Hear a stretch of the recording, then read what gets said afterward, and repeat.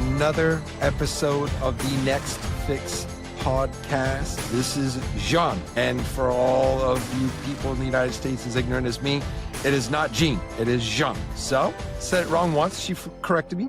Thank God, right? Because now I'm not going to get it wrong again. And so she has blessed us with her time, and we're going to dive into her story. But before that, I want to ask you how you are, Jeanne. How are you living? How's things on your end? Things, they're amazing, actually, naturally high. That's what I'm all about, is like how we find a life that's worth living after the drugs and alcohol being put down. Okay. It's going to go back, right? Like that's where it's going to take us. Right. And so that synthetic numbing, coping, or, getting through the day. It's or pattern or paradigm, right? Sure. And so and as we were kind of lightly touching on before we hit record, there's typically a genesis for anybody in the space, which you are most currently working on innovations for people like yourself and myself, people in recovery. And so that is something to be grateful for. I'm very thankful for your work, and we're going to dig into exactly what that looks like. But we want to know first, when did the train come off the tracks for you? What was your experience that spawned you desiring to help out with something like substance abuse and alcohol and drugs and all this stuff that we have put down? Absolutely. So thank you very much for having me. Firstly, Ryan, it's always a pleasure to lend my voice in any way that can be helpful.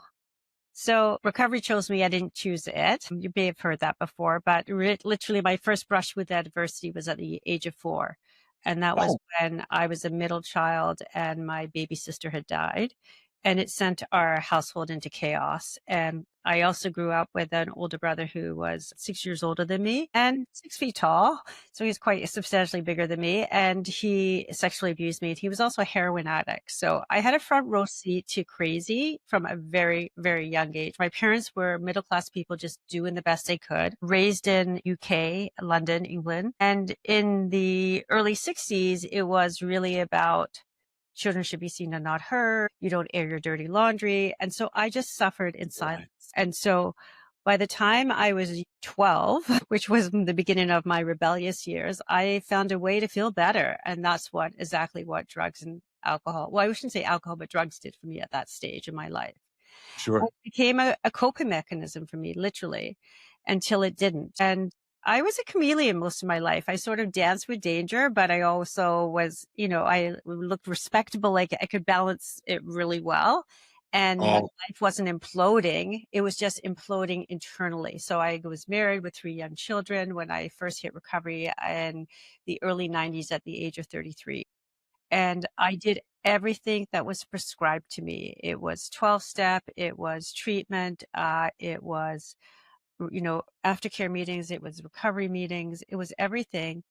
And then at 7 years sober, I kind of had this spiritual awakening that if this is what recovery looks like, I don't want it, because I was frozen inside my body from unhealed trauma and unprocessed trauma. Nobody knew what trauma was then. They do now. It's trendy. But in the day, it was like, even though I was fully disclosing, nobody was caring. It was all about substances, the drugs and alcohol, drugs and alcohol, drugs and alcohol. I was filled with shame to start with. So I didn't need a reminder that there was something wrong with me. I already believed that wholeheartedly.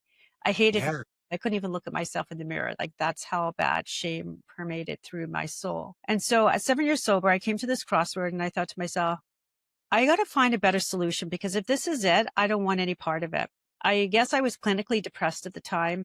Well, hold on, Jeanne. And I'm so sorry. That I'm trying to piece everything together here. And now at 33 is when you began recovery, right? That's when you had started. Yeah. So, but you started, you started with drugs at 12, right?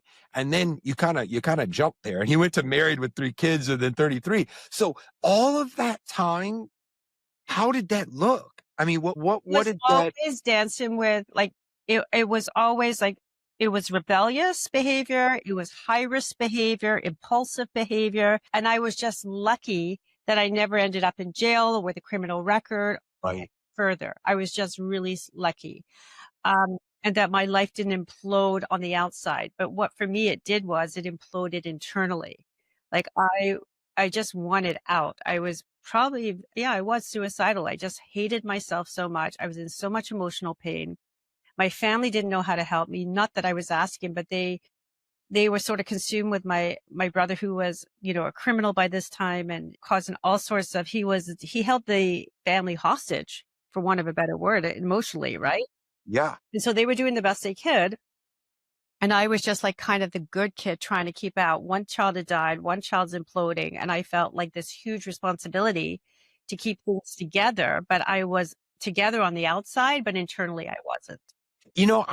So I was a center stage addict and alcoholic, right? And I know that some people I care very much about, right? The fact that they weren't in the center stage, it was almost worse because they weren't bad enough to get all the attention to become better. So they just kind of limped along with their own substance abuse and their own troubles, but nobody paid much attention. So that's a tough place to be that you were in, right? Because I'm sure everybody's like, calling all cars, right? All hands on deck to take care of the brother who's, clearly a mess. But then did you feel ignored?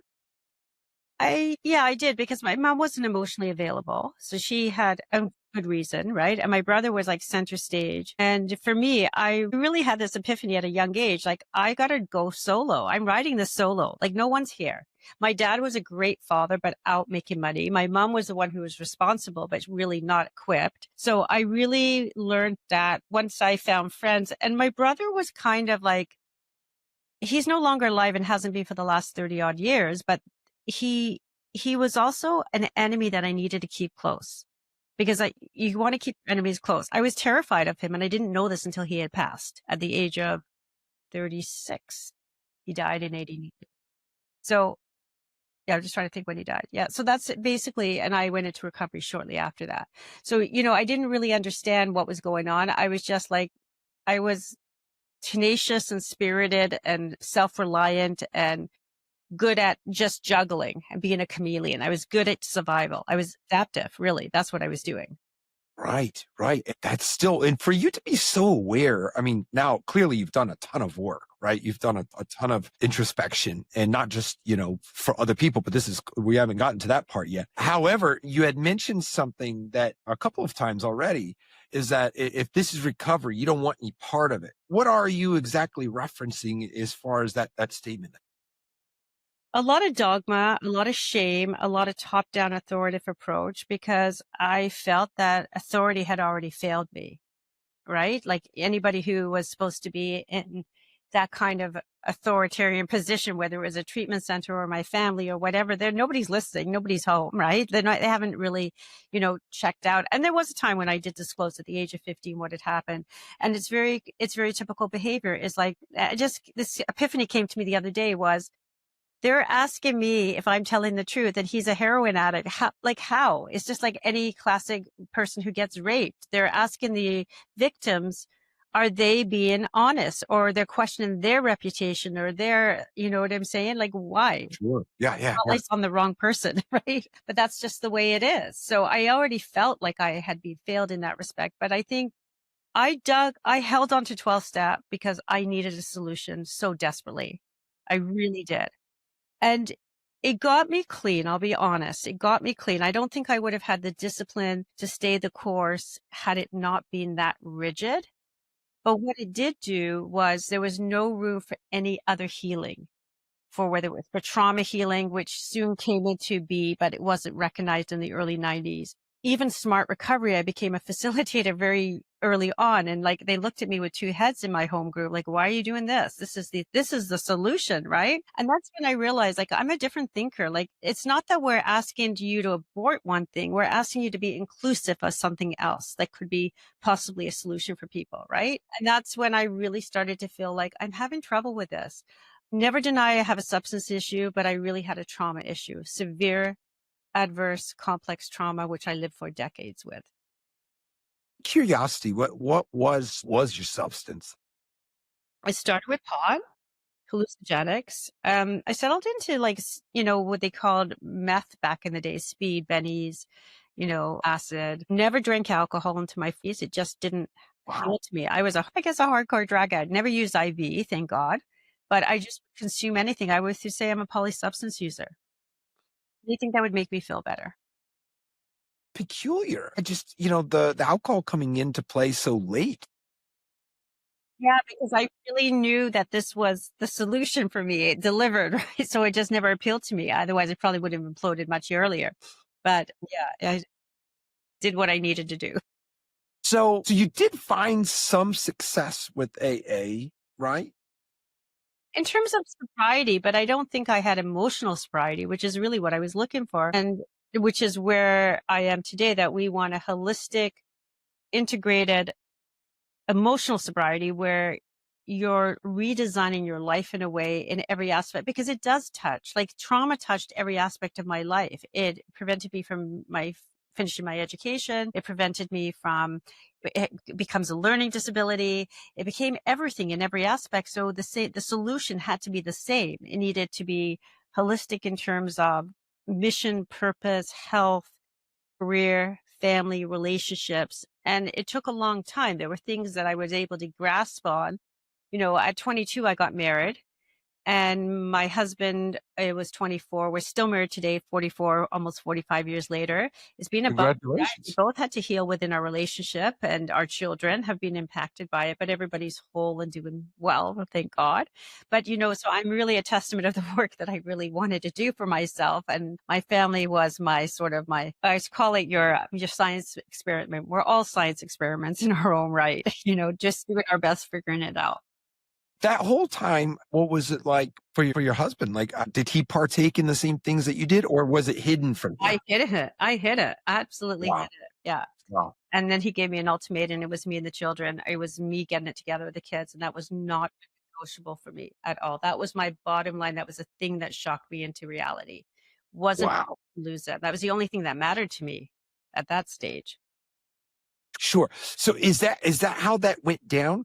Like you're cruising along, coping in secret with all of the most inappropriate ways, right? You're using all these things, and then it was like one day, it was like sat you down and said it's either us and the children, or Yeah. you. I remember exactly where we were, downtown in Toronto, in Yorkville.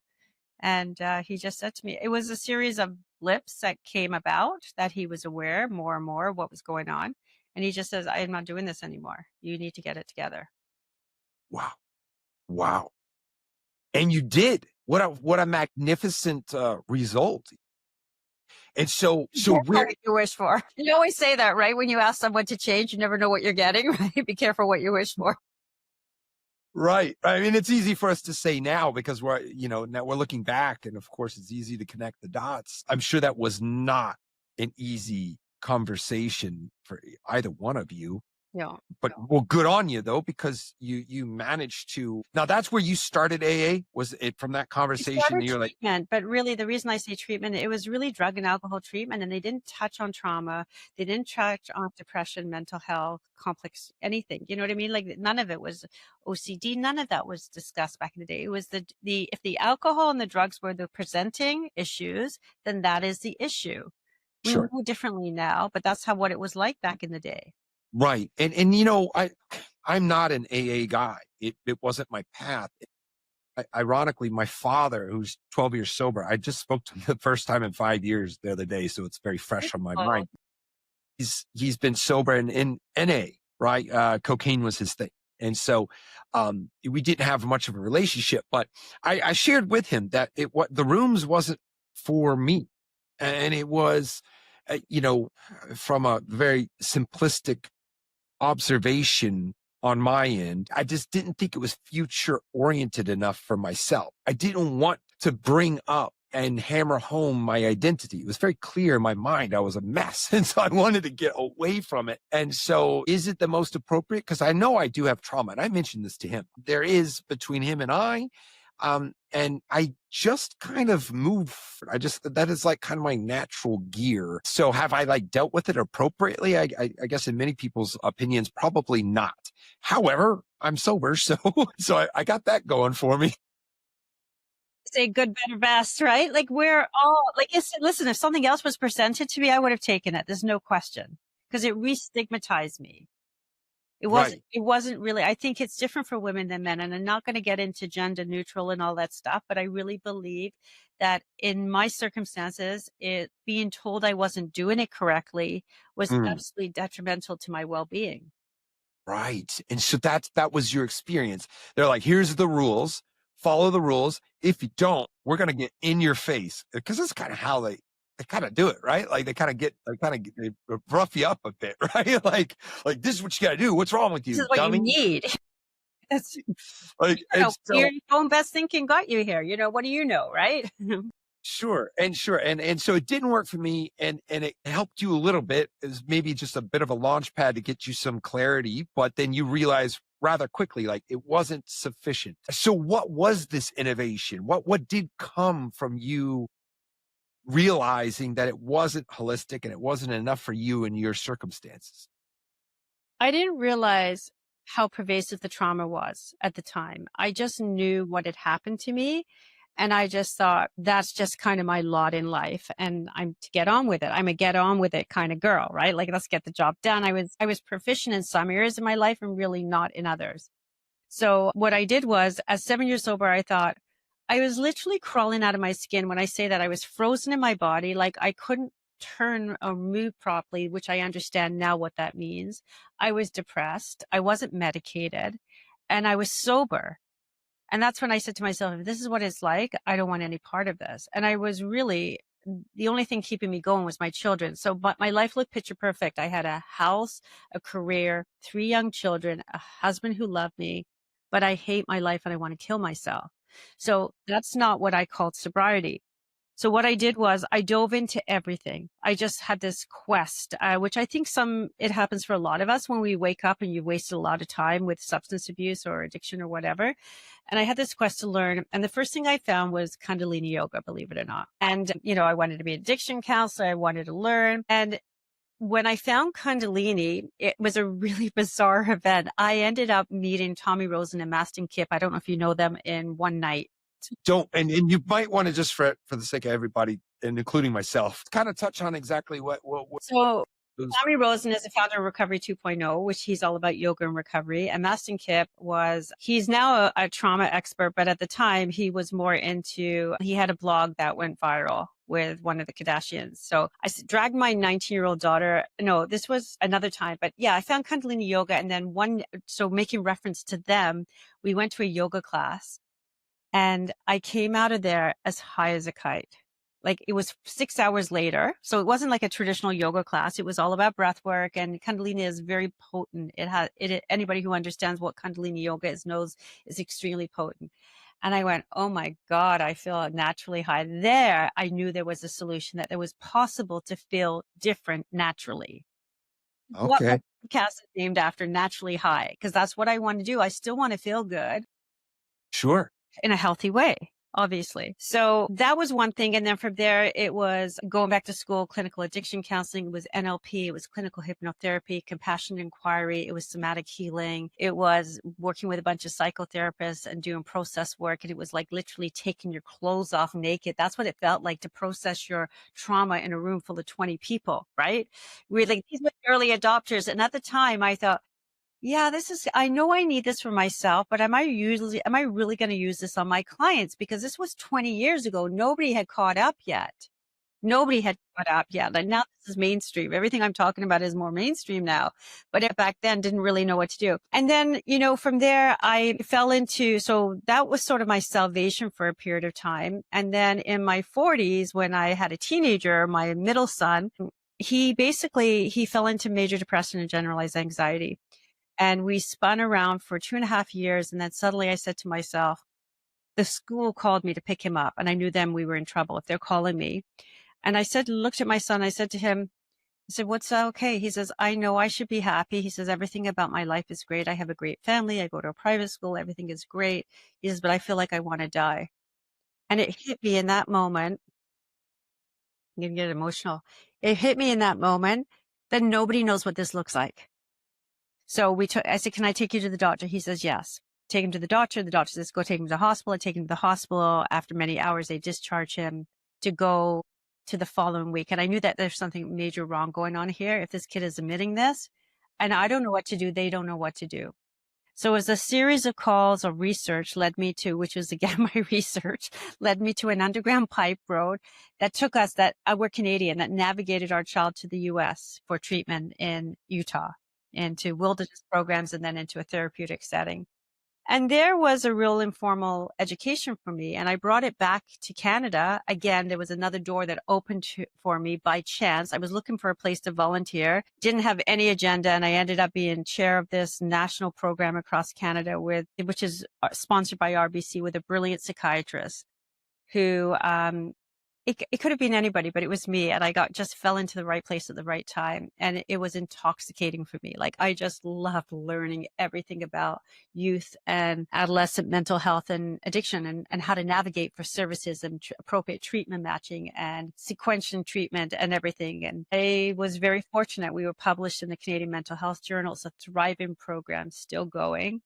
And then I thought, I'm going to open my own business, but I do not want to work with teenagers, because by now, my son is now in his 20s, who at the time, he's now mid-30s, thriving, married. All my children are married, thriving, all done work, except for my eldest, who's not done any work because he doesn't think he needs any work, but he's married and happy.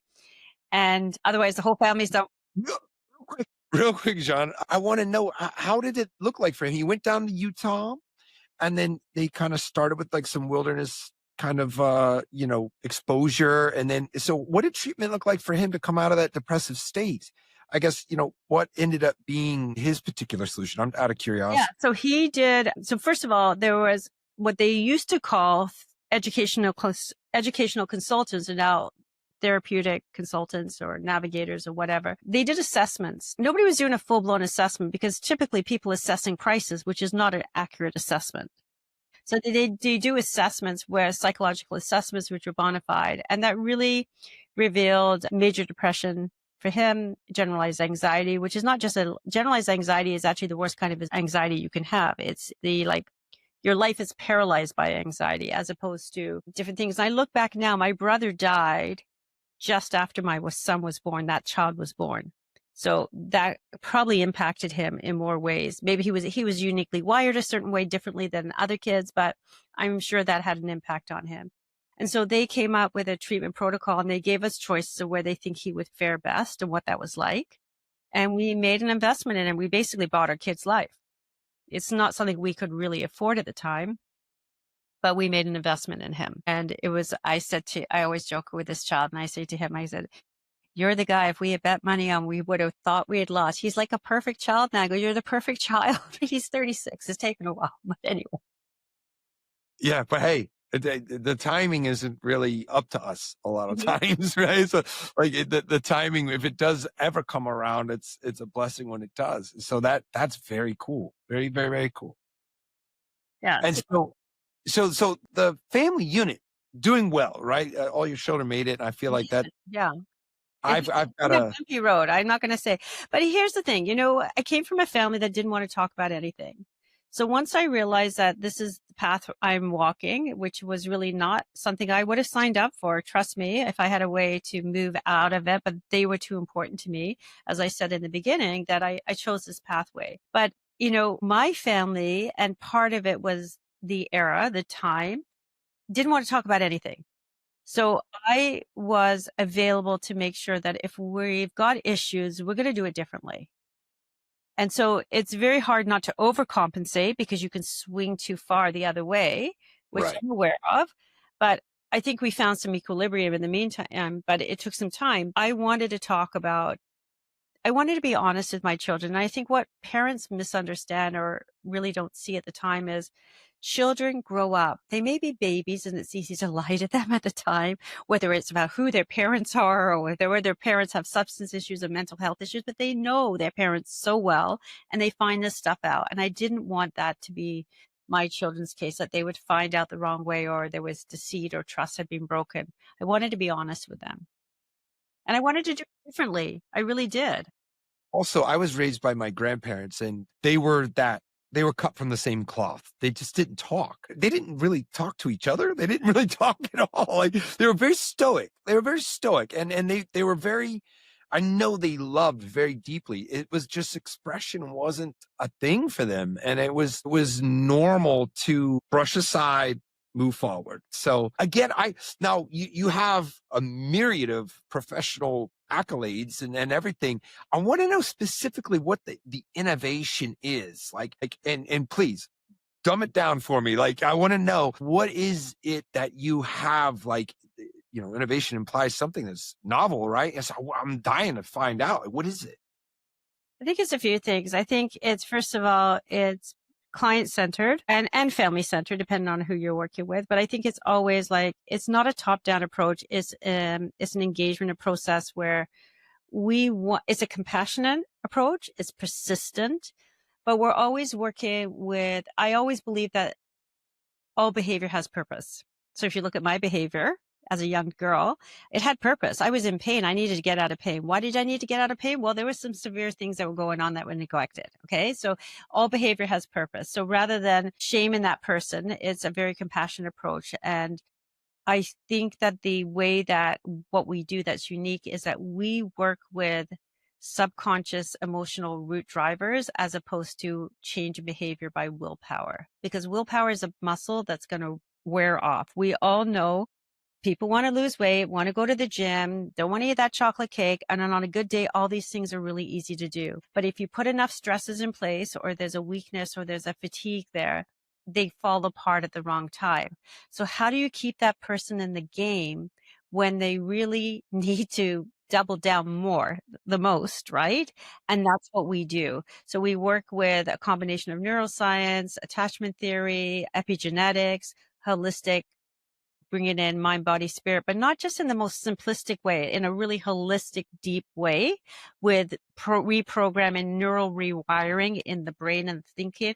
We look at all the beliefs, the mindsets, everything, because the paradigms are going to keep going. And we talked about that as we began. It could have been anything, right? You see people today, and I think we haven't even seen the beginning of it because of technology, as you know, right? Like, I think that's going to bring everybody to their knees, right? If it doesn't already, right? Right. I have been fascinated lately with belief. I beat that drum really strong in my early recovery, and meaning, like, I needed to believe that it was possible. And even to this day, some of the beliefs that I have started with in recovery have been ripped off, right, in time. And so Amazing. I'm still working toward removing some of the beliefs that are inaccurate, some of the beliefs that were and are holding me back.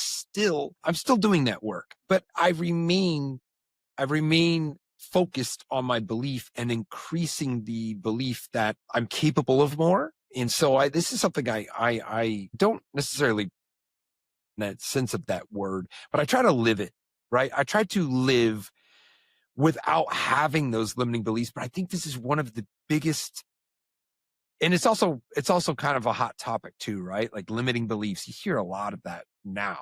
But I also truly believe that we are ingrained with a lot of them. It's so very hard to get rid of them on all levels, right? And so, I think that you addressing the fact that belief is so, it's imperative for somebody if they want to find success. It is, but I Yeah. also believe that we're not short on information, we're short on implementation. So how do we actualize our knowledge? Like, how do we operationalize our knowledge, right? And it has to be done in a trauma-informed way, because, a lot of, and this is not, it's just the psychotherapists, they know how to provide safety and see someone and witness someone, which is an important part of essentially healing. It's a trauma-informed approach, which is also what we do.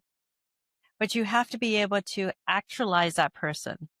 And so that's an important thing, because we all know what we should do. None of us, but that's part of it. And I think I believe that everything about us, and when we're talking about addiction, mental health, and trauma in particular, I believe that all has spectrum.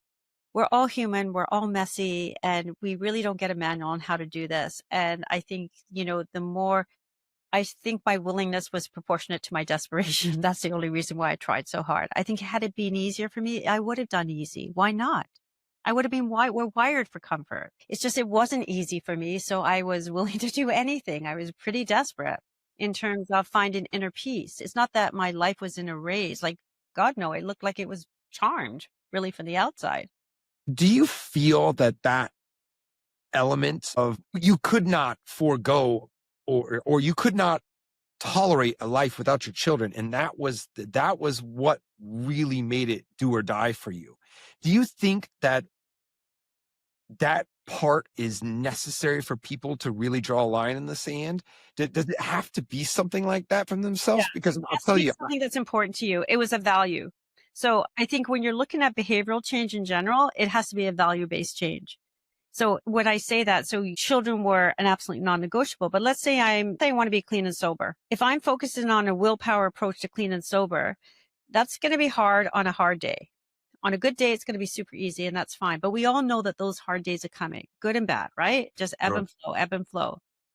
So if I have a value that health is important to me, and that isn't a value of mine, it's easy not to drink. It's easy not to eat the wrong thing because I'm looking at the long-term game. I'm looking at the long game, not the immediate gratification of this moment. sure, So that's what sure. people in the game. And it's the small, consistent, tiny habits, the micro habits are more important than the big ones. And people don't realize how many levers they have they can pull, right? In terms of how they can change their behavior, not give into their thinking. Their thinking is fiction. If they know that every thought that you think is not true, for the most part, especially when it comes to your limiting or negative beliefs, you wouldn't even listen to yourself. Like, I know not to listen to myself when I'm exhausted. I just do not take myself seriously. I put it in a parking lot and go, okay, we're going to revisit this later. Because if I make a decision in that state, it's going to be very different than if I make a decision with a clear head. Just had that conversation with me before we hopped on tonight. I kid you not. I was driving. I was like, I'm a little tired. Me And I too. said, Exhausted. I need to not give any of my thoughts. And I probably shouldn't be saying that before we hit record, right? But that really was a conversation. I said, I'm a little bit fatigued. So I have to know that maybe my perception might be influenced by my fatigue and not the reality of what's really going on. And so I really believe That's that's odd.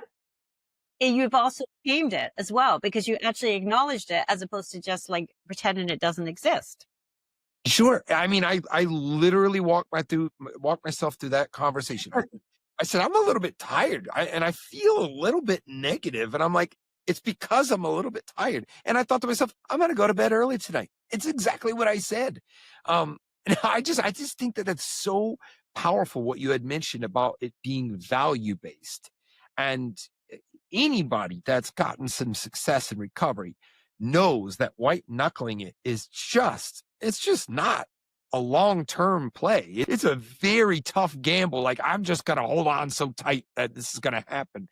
It is a very, very risky. And because to your point, the tough days are going to come. And often our grip is not strong enough to get through some of the worst days. It might even get you through some mediocre days, but that one really hard day is going to come. And so your own grip is not sufficient. How do you feel about the spiritual element? You've mentioned it a couple of times. Do you feel that like faith plays into this at all, or is that a part of your approach? Strong, whatever lever you can access. I don't think it's all one thing or another. I think it's like a concoction of many things. I'm very spiritual. I'm very spiritual. It was something I clung to early in my recovery because I was in just such grave pain. So for me, that was a solution. I didn't have to be in control. I could let up a little and just surrender in the sense that there's an organizational principle about the universe that I may not understand. And that's all I needed to know. Whether it was religious or not, for people who can't get there, that's totally fine. But I recognize that there's an order in the universe, and I needed to know that I don't need to know everything. And I put trust. So even where I am right now, I'm in a transition in my career, my pivot and everything in terms of what I'm doing. And do I have a final destination? Not really. Am I moving forward regardless? Yeah, because something is telling me I need to do certain things and they won't go away. So it's now easier for me to do them than just to ignore them. So that's what I'm rolling. Does it happen? Does it need to happen? I have no idea what it's going to do, but I'll go with it. until it Right. doesn't suit me anymore, right? Or maybe it will. Wow. I appreciate that call to adventure for sure. I mean, that's what I feel that too many times is overlooked. That usually that nudge that we get, it's like sometimes we just kind of blow past it, or we don't pay enough attention to it. And so that's super exciting that you are wholeheartedly moving toward it, right? That voice telling you what, not even promising. That's a part of it, right? Like, and hence the word faith is Yes, like, it's not transactional. Like if people want, oh, well, if I do this and it's got to be look this way.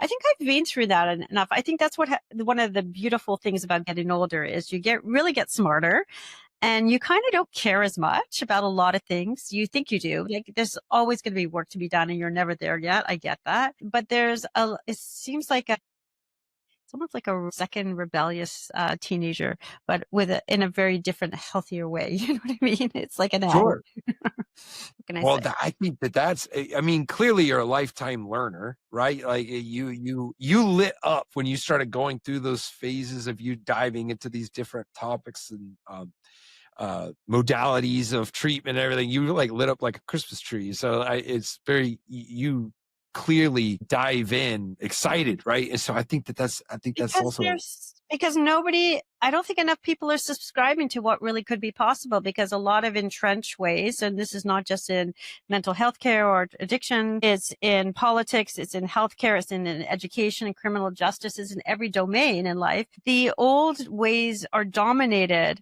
and there's this reluctance to try something different. And things do innovate and improve over time. And sometimes evidence-based outcomes do take time to become more mainstream, which is happening. But I think, I'll use 12 step as an example. There's still a strong dominance to use it that way. And that's really because it's paid by insurance companies. It's not because it's an evidence-based protocol. That I'm not saying it doesn't work, but it's not because it's based on any science.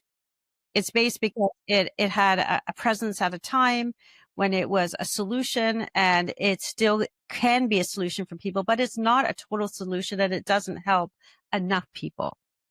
And that's not whether I am for AA or not for AA. It's just an example of some sort of, and it's not even AA is not a treatment. It's just really support. It's community, right? And so it's not a debate whether something's good or not. It's just that something can be dominated, and it takes presence, and it takes roots, and it gets very hard to include something else that could be beneficial. That's all I'm saying.